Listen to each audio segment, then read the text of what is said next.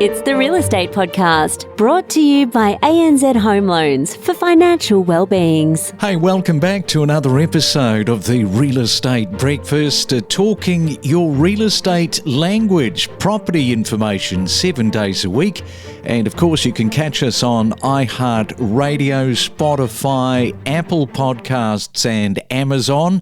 And we've cracked it. We are into a Friday today, November the 1st. And good luck with all of those property deals and negotiations into the final 2 months with the run-up to Christmas and the New Year. A very, very busy time. You might be in the middle of trying to organise a mortgage, hundreds of thousands of dollars that you would draw down and probably spend the next 25 to 30 years to pay off.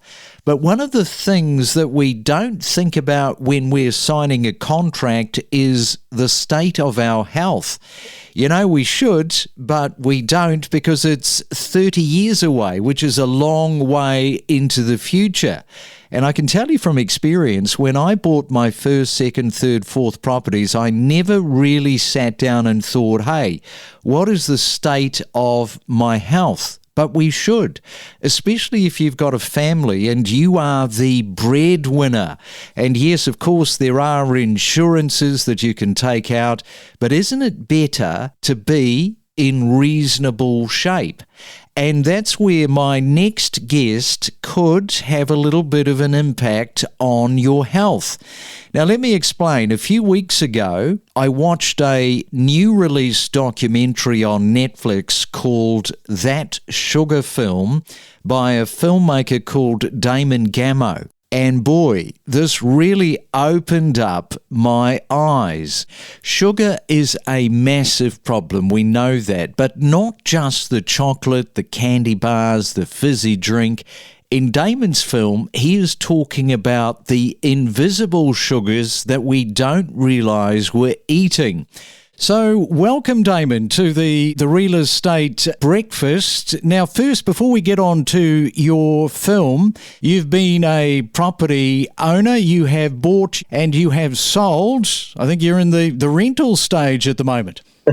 I am, mate. Yes, I was a property owner for about 10 years. I must admit there is a feeling of liberation and slight freedom in not having to front up to that bank on a regular basis. As you can probably imagine, I make documentaries, so it's pretty unusual to own a home when you're making documentaries, but it is nice. I hope to get back in there at some point. So it does come with a freedom, not being beholden to a bank at the moment, and I'm just going to kind of enjoy that for a while and then see what happens in the time ahead. Tell you what, there is a film, a documentary in what has happened to the Australian real estate market. There's a real arc there for a filmmaker to paint a picture. It certainly is, mate. I mean, I think a lot of my focus in the last sort of 5 or 6 years has been on, I guess, the system, the economic system the global economic system, and where we could sort of make improvements, how that system's affected human beings, how it's affected, the natural world. And I think certainly since COVID, we've seen an amplification of some of, I think, the flaws of that system and the architecture, the design of it, that have obviously benefited fewer and fewer people. And particularly that's no more relevant than in the housing market now. And I think, as we can see everywhere, it's happening right around the world, that people are crying out for some kind of change or some kind of redesign or different approach to it that's going to benefit more people, especially our children that are coming through. So, yeah, I think it's got to a point where it's a little bit silly in some parts now. Some of the rules and what it's allowed for is creating all these elements that are ultimately undemocratic if we look right through history, that any time there is this incredible concentration of wealth or incredible concentration of ownership, land ownership or housing, that there is an instability that flows from that. And I think we can feel that starting to bubble up right now. So it's up to us. We've got to decide what kind of future we want. And is this actually the direction we want to keep going in and give for our children, or do we want to change some of these rules? Not in hugely dramatic ways, it's going to upset everybody, but there are some obviously basic things we can do that are going to make it a little bit more fairer for that younger generation coming through. Yes, exactly right. Well, of course, we're taking a little bit of a break from the real estate per se, because we're going to concentrate on this new film of yours. Brilliant for me, because I lost 3 kilos in the last 3 weeks since I watched the film. So as much as anything, I wanted to say thank you for making it. And I should point out that I'm not an overweight person here. I already eat reasonably clean, or so I thought. Talk about that process of putting on weight to tell the story about the dangers of sugars, because this is not an easy decision to make. And as we learn during the film, your wife or your partner is pregnant at the time. So, you're an upcoming dad. Yeah, I think in hindsight, I probably wouldn't have made the film if I'd known what impacts it was going to have on my body. And really, we started in quite a naive way. I think I had friends shooting the first few weeks of the experiment. I even had my mum do a couple of holding the camera a few times, because we genuinely didn't know whether there was going to be a film there, because I didn't know how the sugar was going to impact my body. So the fact that everything happened so quickly, I guess, escalated the whole production. It's when we reached out to people like Hugh Jackman and Stephen Fry. We reached out for more money to finish the film, to get a proper camera team in. All those sort of things happened because my body started to fall apart quite quickly. So there was definitely an element that, a couple of the doctors had said to me,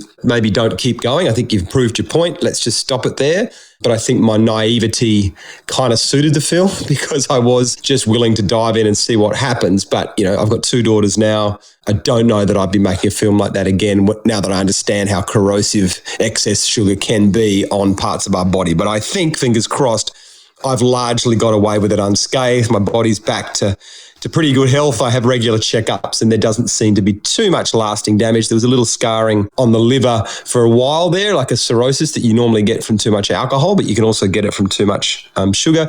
But that seems to have healed up largely now, which is a relief. I mean, that's incredible, because it was over such a short period of time. We don't want to give too much away for people that haven't seen the film, but you had a daily intake of, I think it was 40 teaspoons that you had to have, and that was not chocolate, candy bars, that type of thing. These were the invisible sugars. And that's really how I have lost 3 kilos very, very quickly, because it just went off in my head and said, hang on, we're actually eating far too much sugar here. And 3 kilos came off big time. That's right. And I think that's the point of the film. I think it's important to say that, no 2 bodies are the same. We all react to foods differently depending on our genes, our DNA, our environmental conditions. All sorts of things affect that. But I think there are some basics that you can do to improve your body no matter what state it's in. And that's to kind of avoid those processed foods. And as you saw in the film, my breakfast was, pretty much a cereal that most people get told is healthy and the just right. A bit of low-fat yogurt on top of that, and a glass of apple juice.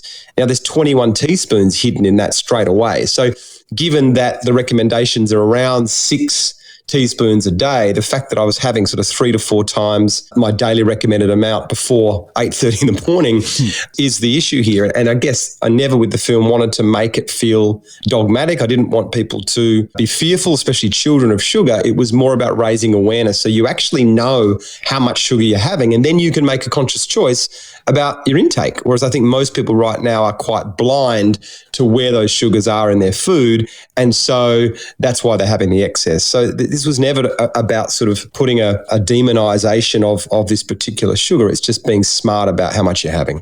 Now, the beginning to end, how much did this film take over your life? What was the timeline? Oh, well, it probably took about 2 or 3 years to put together, just in terms of the initial idea, setting up what it might look like, trying to get some basic funding for development. With all my films, I sort of do, even though they're documentaries, I do a treatment of such. So, 60 or 70 pages of what the outline might be, what kind of direction we want this to go in, what are those set pieces to tell the story. So there is some kind of structure to follow, and then you kind of create those boundaries and then just, I guess, trust and surrender within those boundaries. And that's where I think all the good stuff and the magic can happen. But at least you understand the container with which it's being held in. So that process, like I said, was probably 2 or 3 years. And then there was quite a lot of time to do all the visual effects, because it's very visual effects heavy. So that took another 6 months with the editing and putting all the sound together.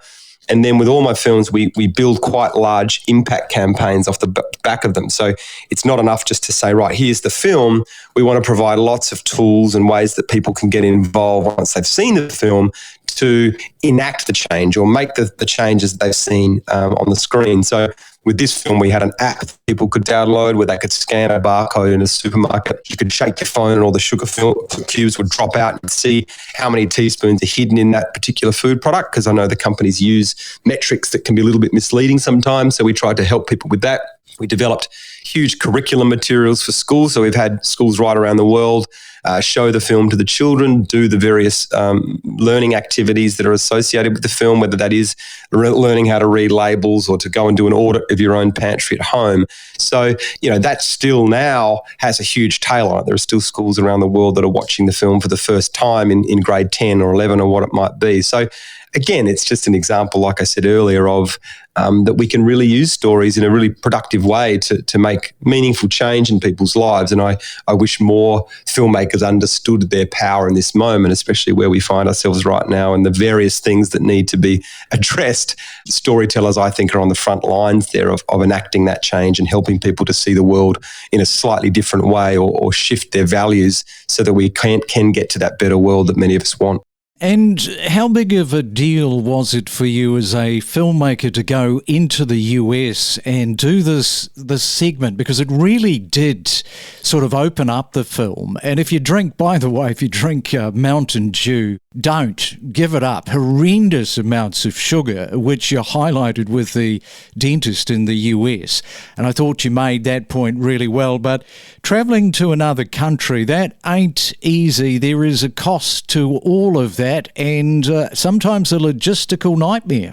Yeah, I mean, it's not easy, but especially when you're trying to eat 40 teaspoons of sugar at the same time, and especially the mental effect, that was quite strong after a while. But, it was a pretty reduced crew. It was just me and a cameraman, and he was doing the sound as well, and we were just shooting on the fly. But it just felt really important to go there because I think, obviously, America is the capital of many of these large food companies, and certainly their food system is a great example of, what happens when we prioritise profit over people's health, and it's just caused an absolute disaster right across the country. And then a lot of those values and learnings have spilt out into other countries that have followed that lead. And that's why we're seeing the horrific health crisis that we're in right around the world. Anyone that embraces a Western diet now has severe metabolic problems, severe obesity issues, and all sorts of other symptoms that come off the back of that. So it just felt like we had to go there. That was sort of the HQ, global HQ of what we shouldn't be doing.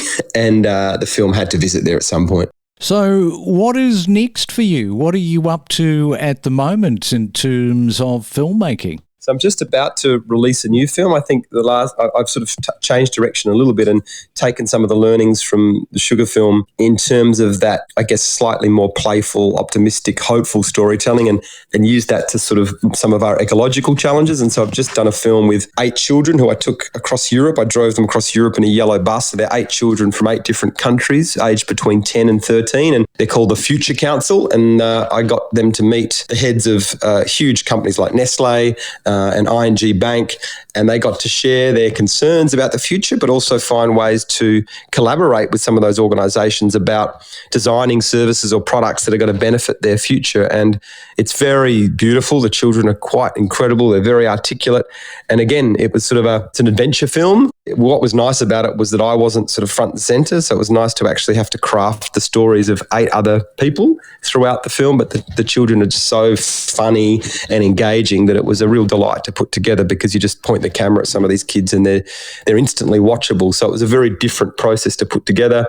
I just had the world premiere at the Melbourne Film Festival, which was fantastic. And then the film got invited to the United Nations General Assembly only in September of this year. So we went over there. All the children flew there from around the world. We did a screening inside the UN to various diplomats and leaders. The children got to take part in some of the opening of that summit, and they got a full tour inside the General Assembly Hall and the Security Council. So very life-changing for all of them to do that at such a young age, particularly at an event that had, Kamala was there and Zelensky was there and Netanyahu was there. They were all there. So it was a fascinating time. And again, just a wonderful example of what film can do and the places that film can take you. And it's certainly cracking open people's hearts. So we're releasing that film via Madman across Australia next year in March and April, and then it's going to be released in Europe and America in June next year and on the various streaming platforms. So I'm about to sort of spend the next 2 years rolling that film out around the world, which will be fantastic.